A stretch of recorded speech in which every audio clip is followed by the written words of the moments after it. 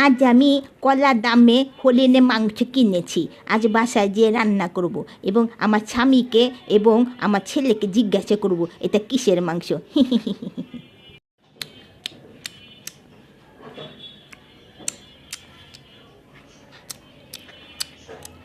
বাহ বাহ বাহ বউ, মাংসটা তো দারুণ লাগছে।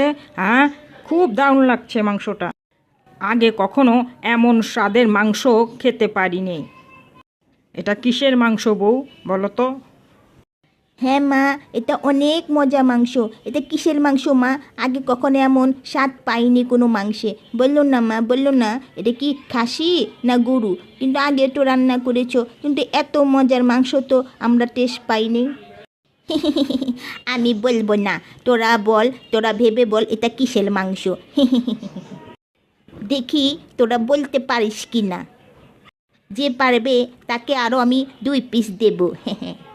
হ্যাঁ, সত্যি ভীষণ সুস্বাদু মাংসটা বউ, কিন্তু আমিও কিছুই বুঝতে পারছি না। কিন্তু একটা ক্লু পেলে চেষ্টা করতে পারি। ঠিক আছে ঠিক আছে, একটা হিন্টস দিচ্ছি। তবে শোনো, আমি তোমার বাবাকে প্রায় যে নামে ডাকি তার সাথে মিল আছে।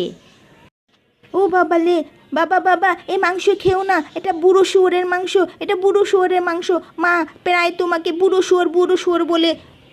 হ্যাঁ হ্যাঁ, এই ছেলেটা কি বলছে? এই গাধার বাচ্চা, তুই কি বলছিস? হ্যাঁ, আমি তোর বাবাকে শুধু বুড়ো শুয়োর বলি, ডিয়ার হানিফ বলি না? তোর বাবার নাম ডিয়ার না? তোর বাবার নাম হানিফ না? হতে হরিণ, হ্যাঁ, আর ডিতে ডিয়ার। হ্যাঁ, তোর বাবাকে শুধু আমি এই বুড়ো শুয়োর বলি, তোর বাবাকে আমি ডিয়ার হানিফ বলি না? হ্যাঁ।